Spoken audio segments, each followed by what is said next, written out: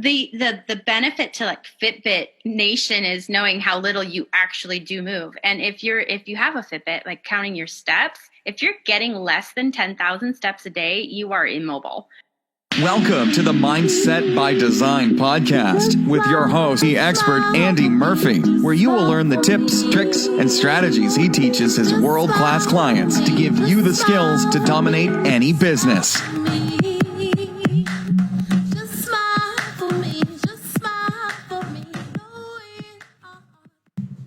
What's going on, Mindset by Design crew, and welcome to episode 304.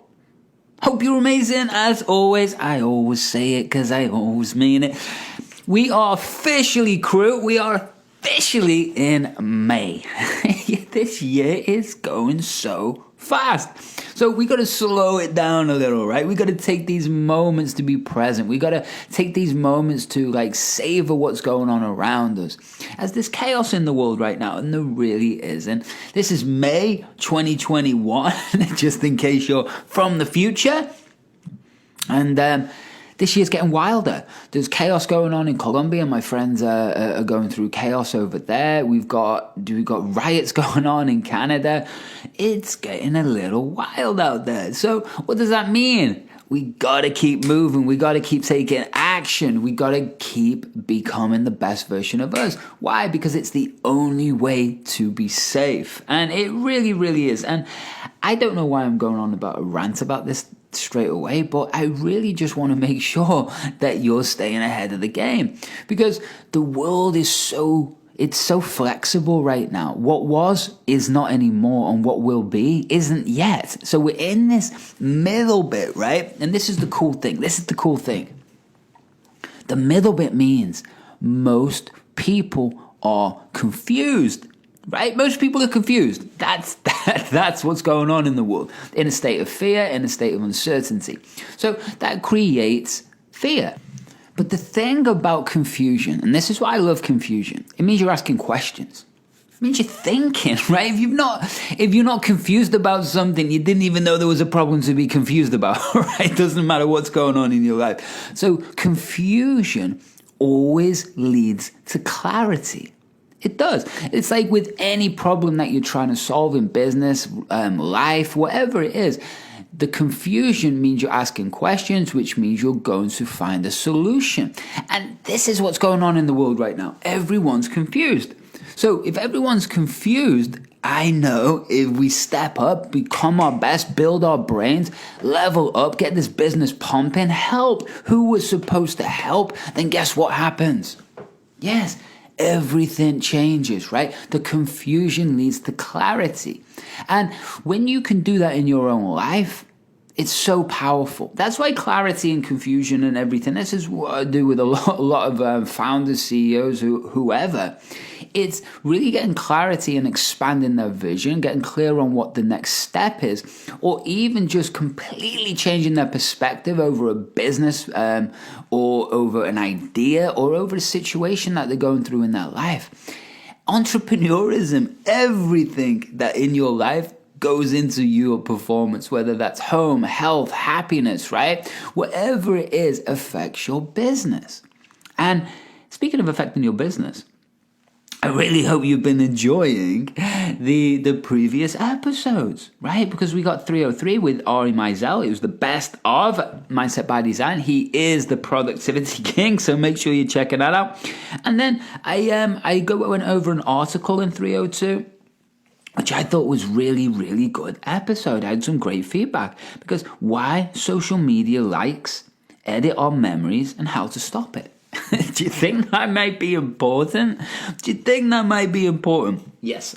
So I also want you to check out episode 301, Your Business Brain, and we give it a nice tune-up, an 10-minute tune-up, and 300, the old 300th episode. Well, guess what? That's why procrastination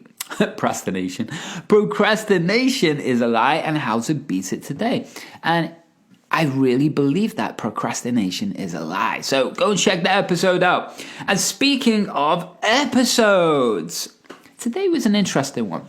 Today I'm taking you down a very different journey into Well, a friend of mine, and also she's been around inside my groups and everything for years. Krysti. Krysti is a special lady. She's a health nutritionist, and really works with brain disorders and brain rehabilitation.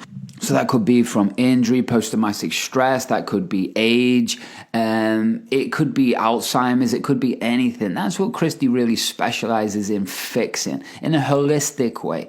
And through food and yes, definitely diet, nutrition, exercise. And she's incredible. And one of the things that I did in one of the courses I put out was called the Top 1% Performer. It's not available to the public, but I am going to be giving it as a bonus inside when you join the FireMind Formula Academy. So when you join the FireMind Formula Academy, you're going to probably get to meet Krysti. So that's pretty damn cool. Today's episode, we did actually, it was a 12-week program, and Krysti did an episode a week. So what we did is she, based off the topics that I was going through that week, she would formulate a whole, like a nutritional brain optimizing through food and exercise program. So what I'm going to show you right now is, a clip of one of those. There was 12 obviously, and this is just one of them in one of the weeks. It's not a full episode of it, but you're going to get to know Krysti. You're going to really change your mind about your body and movement. And remember, every episode was very, very different, and it's pretty epic. So you probably should reach out to Krysti, right? I'm going to put her links in the group for sure. But yeah, ask her for advice, ask her for whatever. You're going to love it, and we're going to jump into that. Speaking of loving things, are you loving your life right now? You loving your business right now? You kicking ass and on fire right now?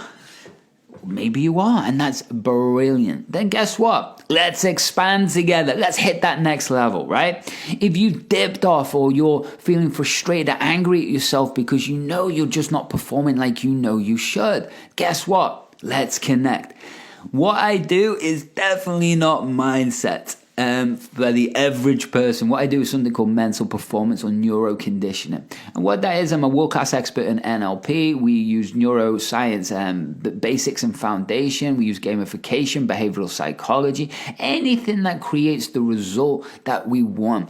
And the thing is, when we understand the conscious and unconscious mind, then all this is about is rewiring your conscious and unconscious mind to be congruent. We're updating that brain software so you can think, feel, and act exactly how you want to, whenever you want to. This is pure science that I've done for 19 years all over the world with the highest end people, from Fortune 500 people and CEOs to world champions to startups, to people going to IPO, to people just getting an idea out to the world, and even royalty. And I want to show you the same tactics, systems that makes me able to create these results. And I want to show you the science behind this. And of course, we always sprinkle a bit of spirituality in there. So I want you to go and find out what the heck we're doing over in the FireMind Formula Academy, right? What we do is I've brought in, you're giving you access to something pretty damn special. And I mean this special. I worked out a problem, and the problem was people are paying silly money to be in high-level masterminds, mentoring, and digital products. And that's all good. Nothing wrong with that. What I'm done is create and combine them all together so you get the full experience from, as I say, the massive wisdom. You get an instant community of kick-ass people all around the world, and you get access to me every single day via your phone. So if that sounds awesome, you probably want to have a chat. You can go to andymurphy.biz and you can contact me from there, or hey, head over to the Facebook group, which is just Andy Murphy Mindset, or go to firemind.me, apply for FireMind, apply-for-FireMind, or just go to the show notes. You'll be fine. You'll find all those links. But make sure that you're stepping up now. The world's wild, and it's time to get yourself to that next level you know you should already be at.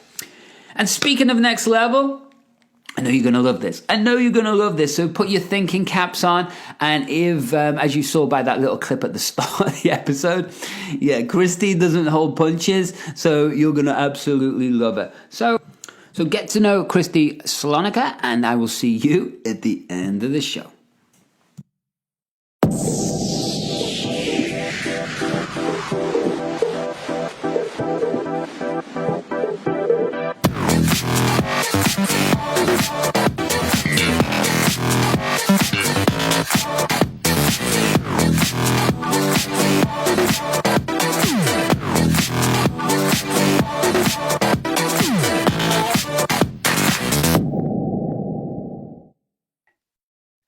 Okay, 1% performer. So here we are. We are on week 4 with our brain and body optimizing with Krysti. What's going on, Krysti? A lot. Well, good stuff then.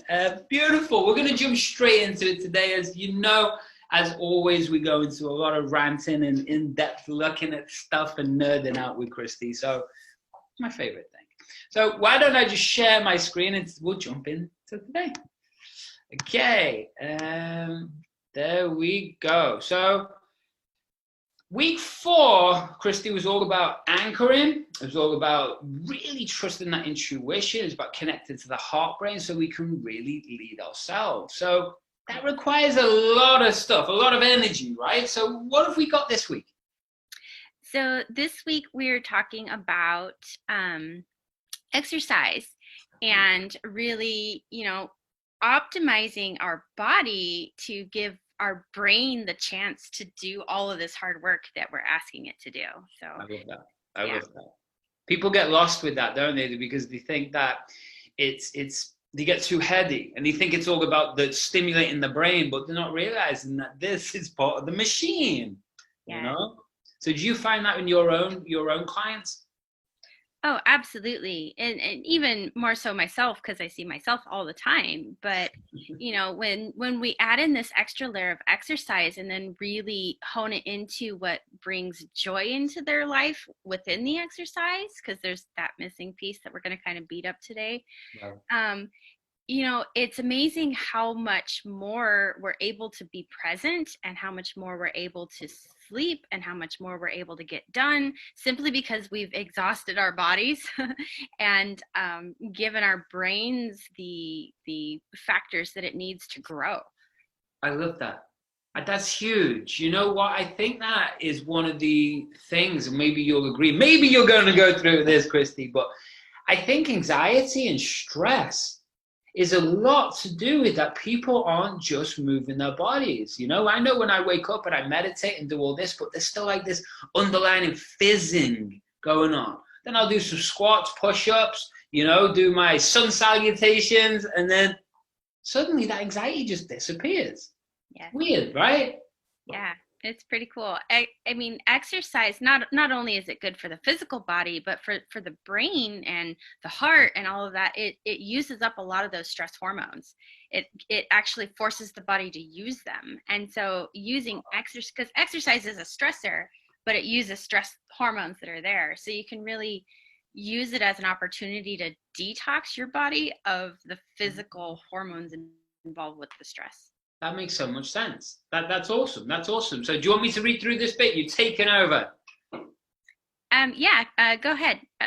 Sure. I'll read it. Either or. It's whatever we want. We mentioned last week that exercise can improve your sleep. Cool. Exercise and an added bonus of improving your brain's cognitive function and memory. When our work and our communities tie us to a desk or computer for hours on end, it leaves us little room for our body to move. So in order to move, you will need to prioritize it several times a week. Think of the brain, think as brain and body food. I like it. That's the energy, right?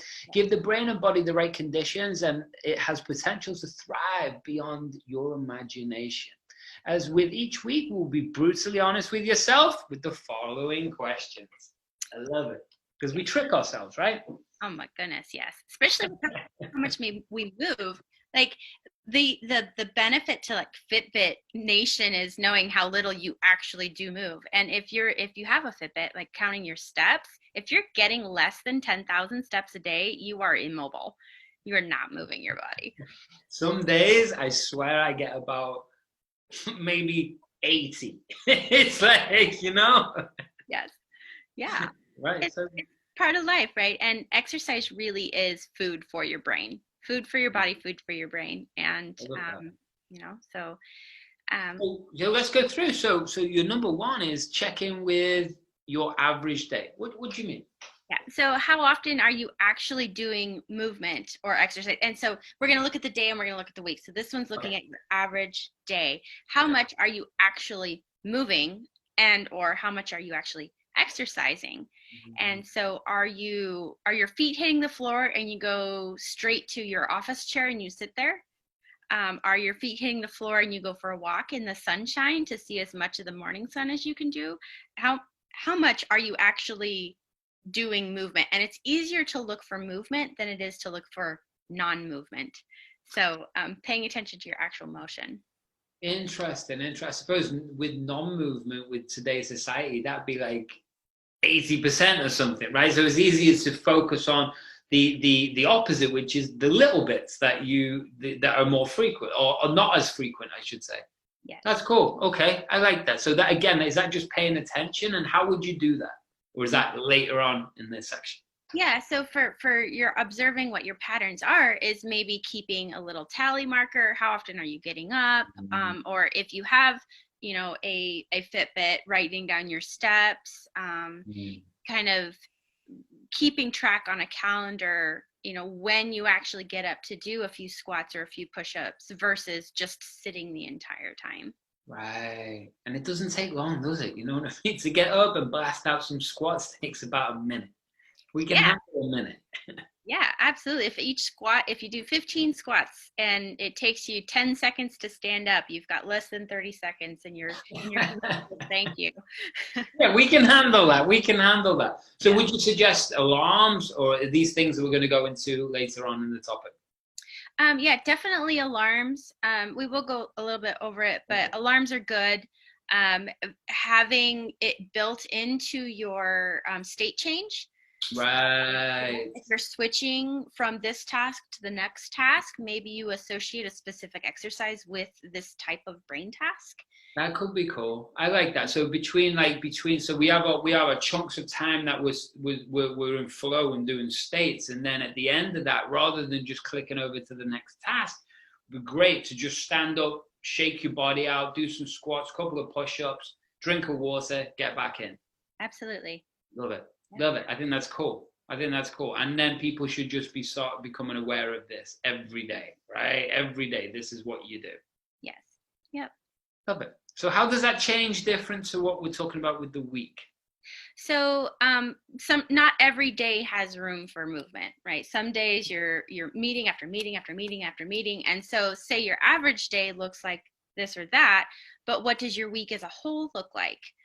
Because you need to have rest days with exercise, especially if you're doing hardcore exercise. Right. So if you look at the big picture, how many days a week are you having exercise stuck in there? And where could you stick that time in there? So if you're not already exercising, where can you prioritize exercise in your week where it makes sense, where it's not taking away from your potential for flow? And as we're going to get into, it actually increases your flow potential.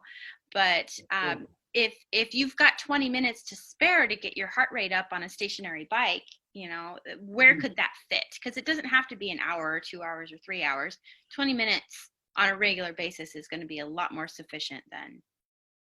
And that's, I think you brought up a great point. People don't realize how fast you can actually get to exhaustion. You know what I mean? I remember in California, my mate thought he was a fitness freak, who was all in shape muscles and everything like that, six pack. Cool. I did one round of MMA with him, just conditioning. One round, 5 minutes. He was passed out on the floor. You know what I mean? That was 5 minutes. You know what I mean? And so there's no real excuse. It's just every level, everything. Just get moving. So is there any specific time period? Is there any better days? Is there any better Maybe you go through this as well, but is there any better periods of the day to exercise for themselves, or? Yeah, so that's kind of a double heavy question. If you have adrenal fatigue, after 5 p.m. is best. If you don't have adrenal fatigue, so if you're not suffering from exhaustion, then morning is best, before sticking it in before your requirement for the most amount of brain power. So if you know you really need to be able to focus during this specific window, exhaust yourself right before that window, and we will get into that. Yeah. Why? That's counterproductive, right? Kind of, yeah. So if you're exhausting the physical body, what happens is with exercises, it's making human growth hormone, it's making new neurological connections, it's making dopamine and serotonin, and you're getting all of the neurotransmitters required for focus and mood, all created while you're exercising. And so if you want to be able to really focus, there's studies have been showing that even with children, if you give them their hardest study class, like science and maths, right, after a really exhausting physical education session, their marks improve 20% over their colleagues who aren't having physical exhaustion before those same classes by the end of the year.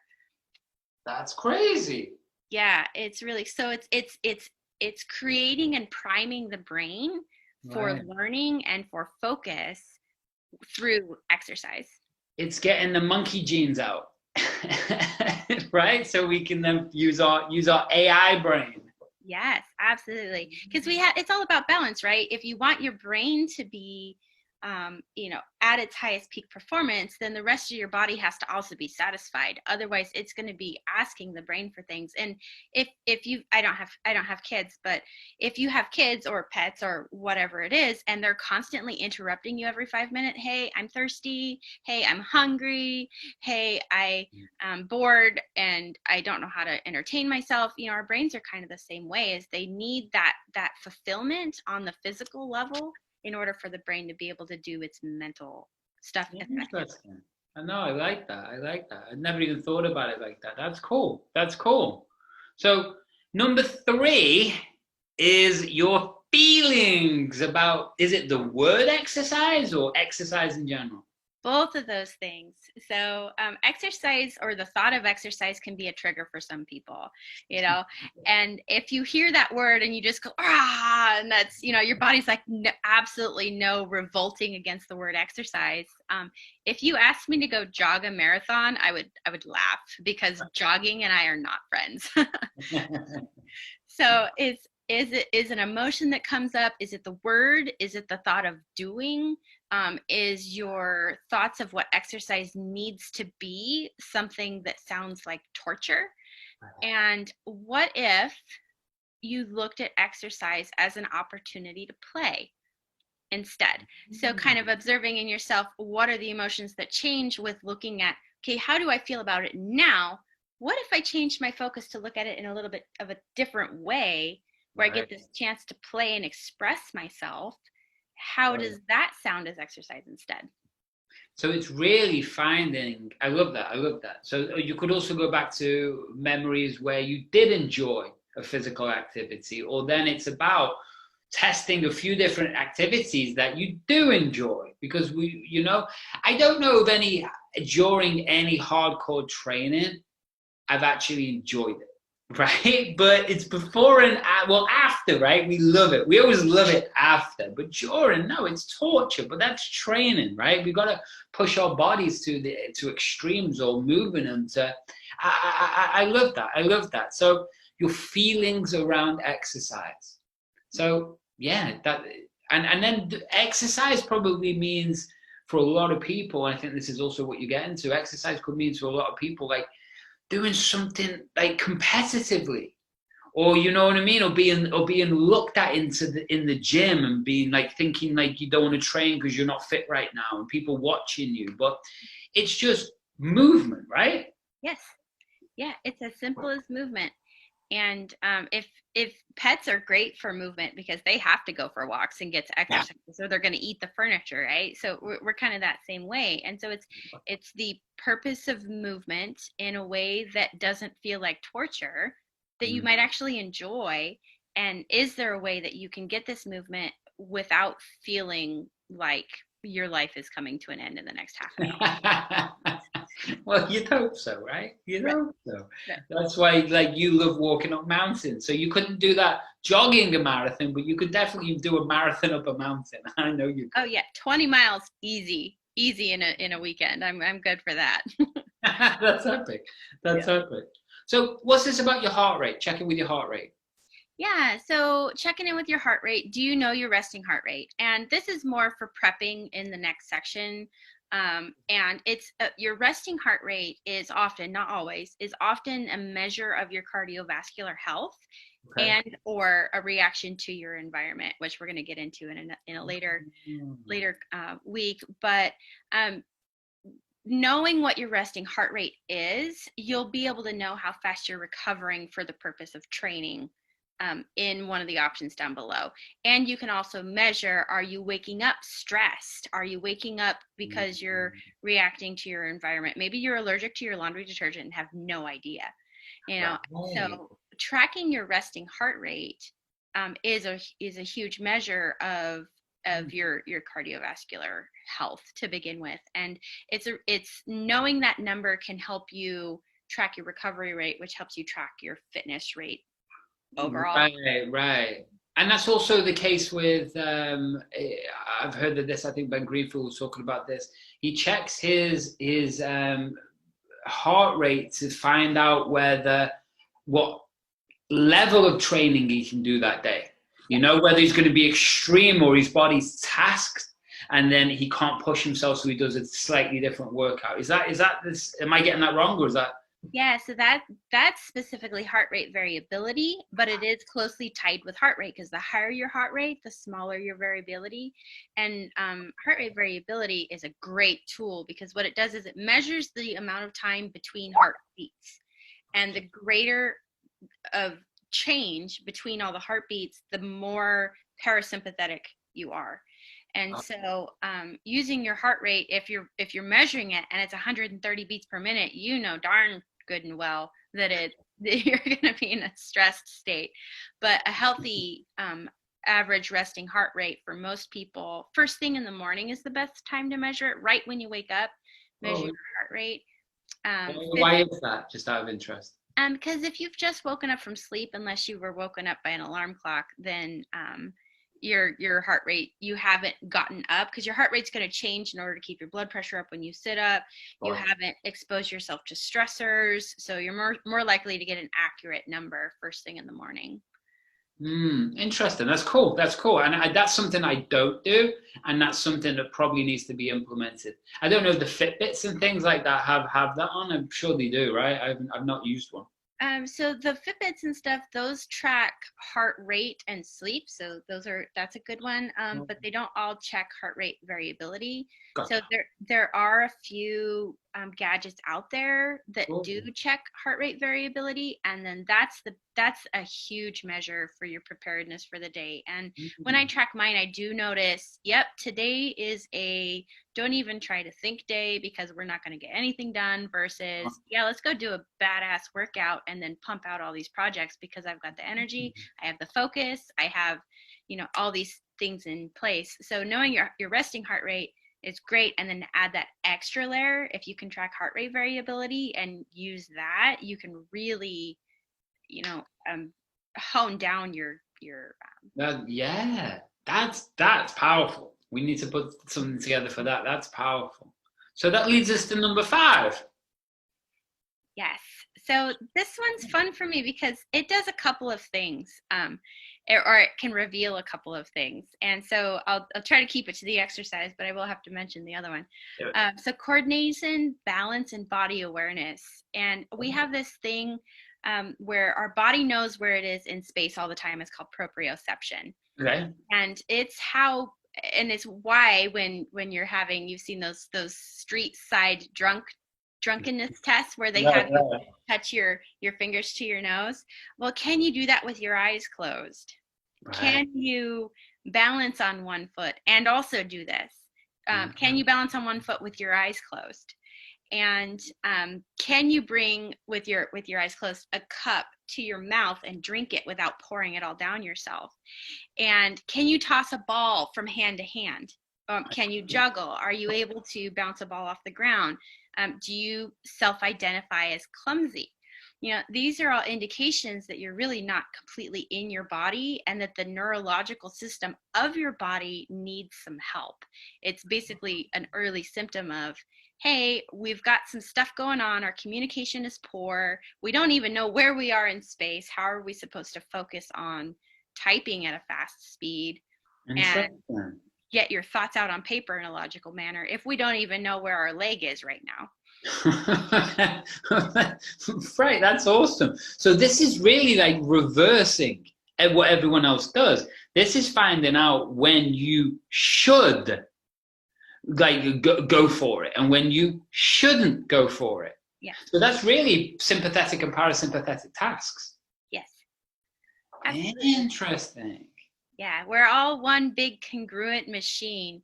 And so these things are trainable, they're identifiable. Yeah. And when you notice the brain function in relation to these other functions in your body, you can use them to hack your attention span. You can use them to hack your flow. You can use them to really get into a project and bang it out without having to wonder why yesterday you were able to focus so well, but today you're not. But yesterday you played ball for an hour with the dog before you started work. You know, so it's kind of noticing those patterns. And say you're not able to focus on your task. Are you able to do some of these basic things, standing on one foot, closing your eyes? And if not, maybe exercise or doing a brain game, which I'm gonna teach you a couple brain games, might bring you back into your body. Beautiful. I love this, Krysti. This is a goodie. So the mechanism. Yeah. So exercise improves insulin resistance, which is your body, when you have this onslaught of sugar dysregulation, it's insulin resistance is when your body basically stops listening to the signals from insulin and allowing glucose into the cells. So your body's not able to receive energy. And so exercise improves this system so that your cells become more sensitive to insulin, which also helps your brain function better because now it's getting the energy from your food that you're actually putting into it. Gotcha. Reduces inflammation, increases growth factors in the brain. It helps regeneration of oxygen and blood flow.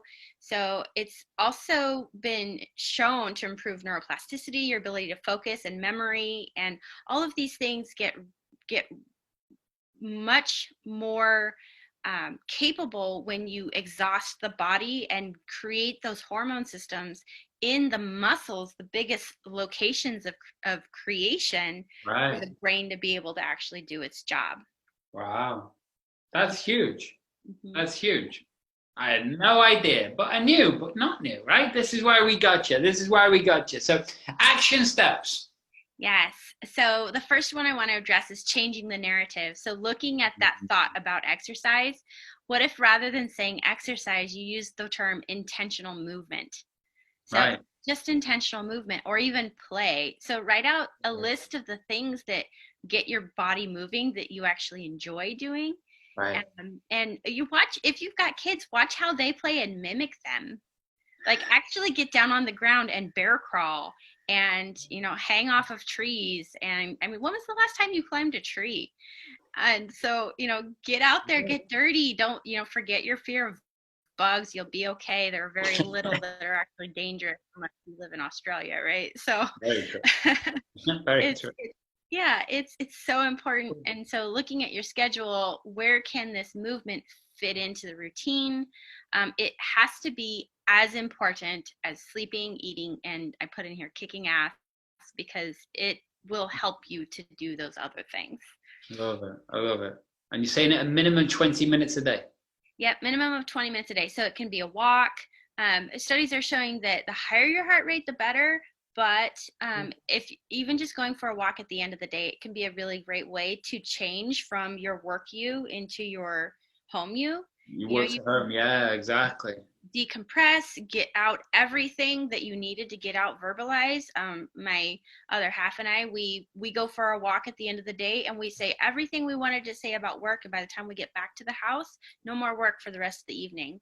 And it's just a really great way to decompress, and adding it to that routine helps you work out the hormones of stress that you accumulated throughout the day. That's powerful. And that work to home routine, that's a beautiful one, right? Because a lot of people, obviously, they might be working from home, they might be in the office, but you can do that on the drive home, but doing it with your partner and doing it, that's even more powerful, you know?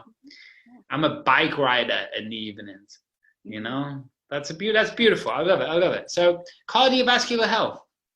So this is where we can kind of get into the nerdy bit of using your heart rate.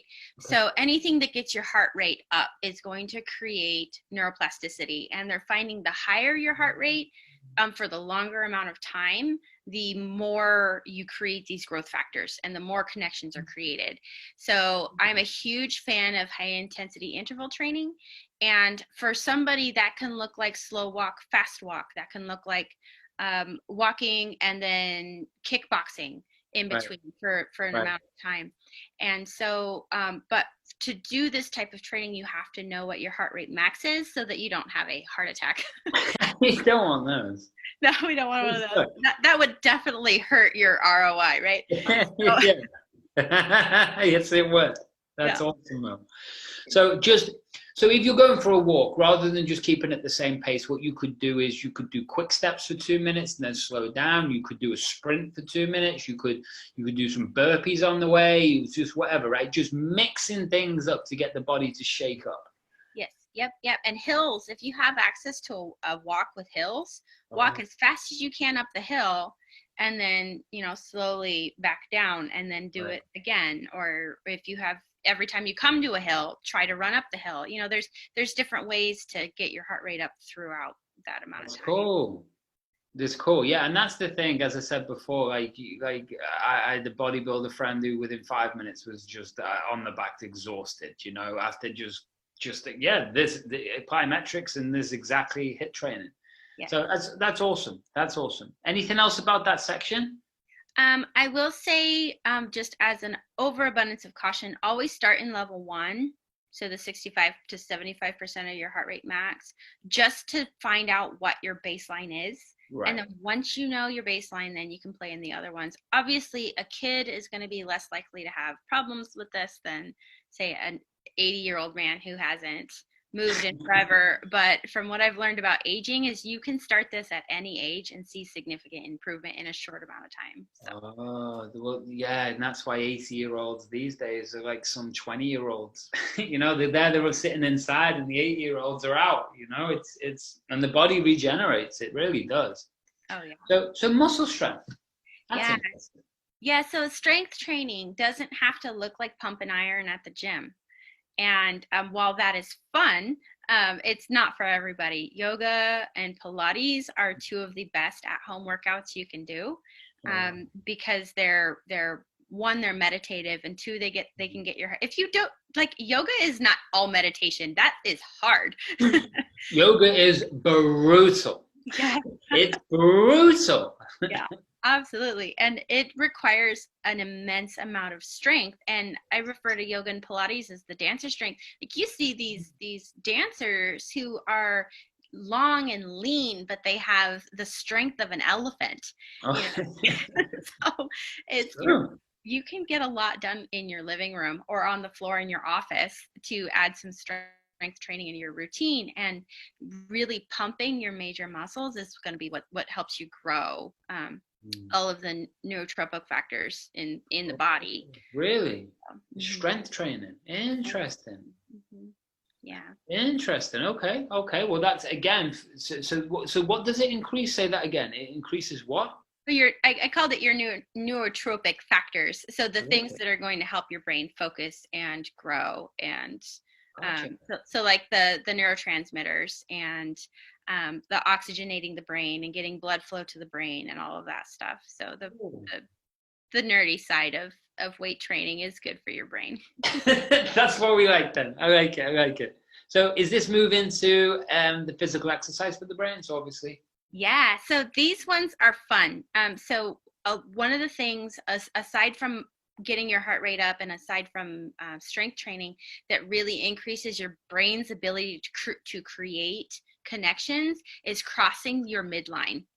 So anytime you can connect your right side of your body to your left side of your body, you're going to create strength in the connections across the brain. And these are actually types of exercises that we use in recovery from brain injury and neurological change, stroke recovery, Alzheimer's disease, those kinds of dementia type related diseases all really benefit from this type of exercise. So if this type of exercise is helpful in recovering the brain, it should also then be helpful in creating more brain, in growing the brain. And it's the communication or the balance between both hemispheres, right? The left and the right hemisphere. It's actually, and that's what they're finding so much now, right? It's like you need both, like congruent. They need to be communicated, and that's what gives everything working. Yeah. Gotcha. So explain these things. Yeah. So lunges with a physical twist. Anytime you can bring your right side to your left side, that's grapevines. You see kids doing grapevines, or it's really popular in football training, grapevines for agility. Tapping your right hand to your left knee and vice versa. Like, it can be really that simple. Wow. And if you have no brain injury, if no brain injury is present, so you haven't, or recently within the last year, then having twists in your head are really good. So if you're proper body alignment with, like, say I'm holding up my air medicine ball, so that's what I'm doing here. So if you're holding your air medicine ball and you twist when you do a lunge or a squat, you want your head to be in alignment, but can you look left and still touch the wall? Can you look right and still touch the wall? Or are you missing? Are you finding a deficiency left side to right side? Can you tap your left hand to your right knee or your right toe, and then while balancing, and then step down and then do the other? Or do you have to reposition yourself? And so, yes, you're going to improve in those tasks, but you're also creating the neurological stability to be able to do those things and creating new brain cells while you're at it. That's cool. I love it. So what's the hand one, draw, shape one? Yes. So that one is, it's one of my favorite ones. And it's one that I do when I really can't concentrate on a task, because it's really kind of a reset to take my brain out of whatever it's trying to do and into, like, basically it's pulling me out of whatever my brain's trying to go off on, whatever tangent. And so this one's fun because if you do it with friends, you all end up giggling, but you pick literally 4 different shapes or letters or whatever it is. So with your left hand, draw a circle, and with your right hand, you can draw a triangle. And then your brain's now working, right? Okay, now how do I do these 2 different movements? And then, they end up. And then with your foot, you can draw a third shape. So you've got a circle here and a triangle here. Can you draw a square with one of your feet? And then can you add another one? And the act of trying, it's not the act of doing that does, it's the act of trying new things that creates brain cells. So you may never be able to draw a circle and a triangle at the same time, but the fact of you trying to do it is what's going to create the new regenerates brain cells. Yeah, they're finding, we used to think that once your brain was done being grown in your 20s, that you will never have new brain cells. Right. But science is showing you can create new brain cells by doing exercise and trying new things. Air sports. Yes. So like air sports, how would you play baseball sitting in a chair left-handed? Or how would you play the violin if you only had one leg and one arm? So those types of silly things, they sound fun and not so bad if you're in your room by yourself, then you can laugh at yourself and that brings in joy. But it's the act of attempting to do something in a new way or a different way, or learning a new skill, and then adding the physical cross-body communication to it, and it's going to create new brain cells. That's huge. I had no idea, and that's massive. Everybody needs to. So is it? So it's not the neuroplasticity side. Or is it? It's kind of both.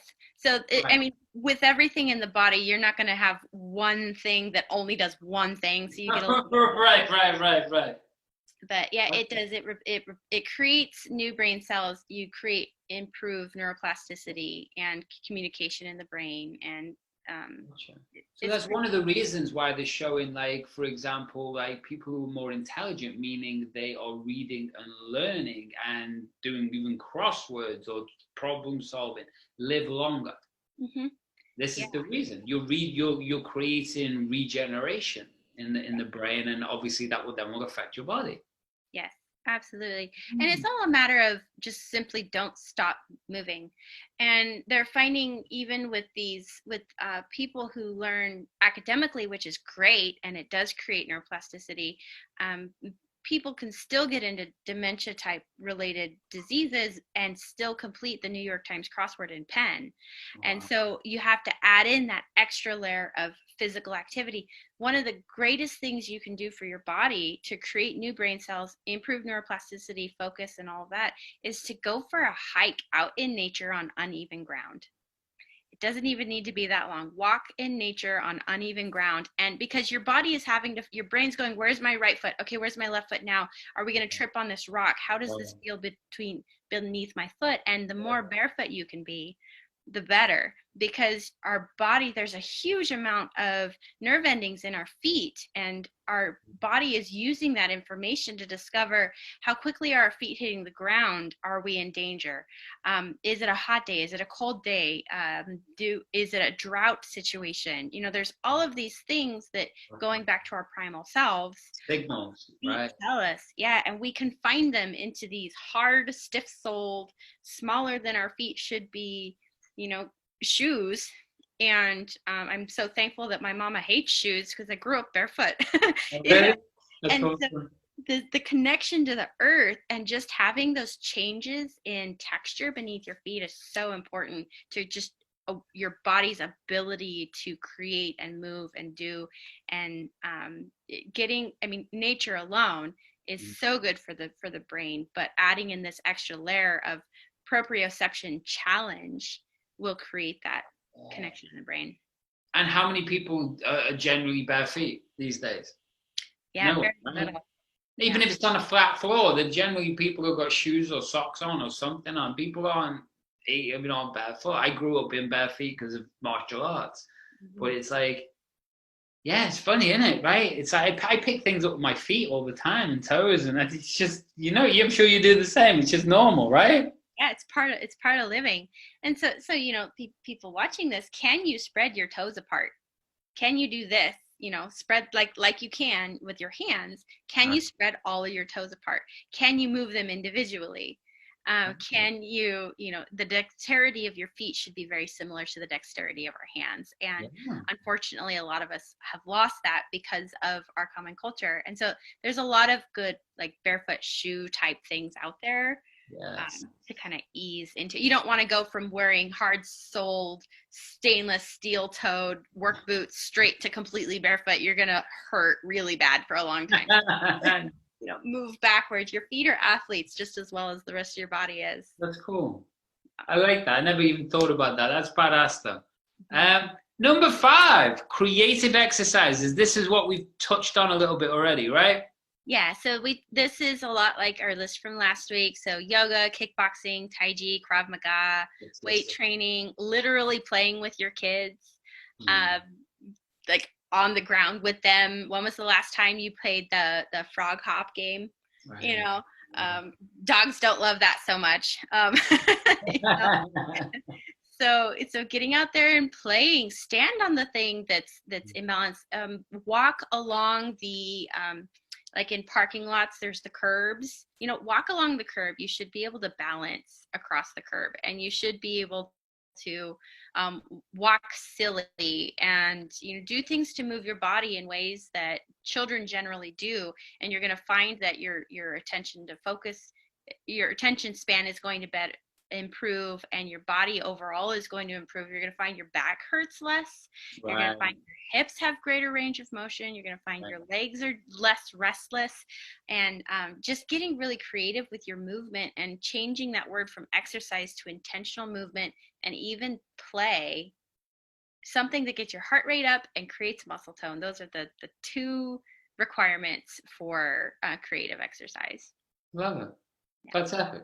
Epic, epic, epic. Krysti, this was awesome as always. Hopefully everybody out there is applying this, using this.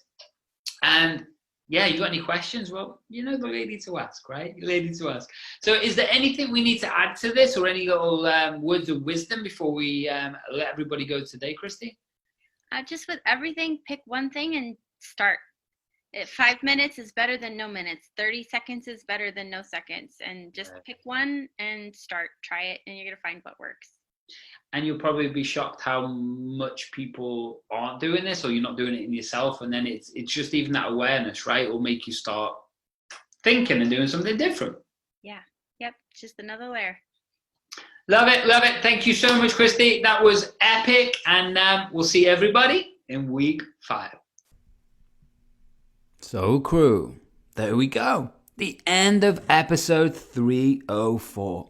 Love Krysti? Gotta love Krysti, right? Hope you really enjoyed that. And although you might have known lots of it, possibly you did, doesn't mean it's common practice, right? Just because something's common knowledge doesn't mean it's common practice. And maybe it was a little shake-up, a little reminder for you to get yourself moving, and how it really affects every aspect of your brain, which means your performance, which means your business and income and life, right? So make sure you connect with Krysti. I'm going to put the link in there. And make sure you're connecting with me also. Where? Andy Murphy Mindset. Where? Facebook. Get inside the group. We got over $3,000. Go and hang out there. What else? Make sure you go into andymurphy.biz and connect with me and have a chat about this FireMind Formula Academy, right? Where we bring in the highest level mastermind mentoring and digital training for entrepreneurs to expand their brain, expand their business, and scale it to a whole new level. And if that is you, let's have a chat. You know where to find me. Until then, much love. You go and kick ass and have an amazing week. And, one more thing. 304 times we've done this now. One more thing. Why don't you smile for me? Thanks so much for listening to today's episode of the Mindset by Design podcast with your host and NLP expert, Andy Murphy. We'll catch you next time.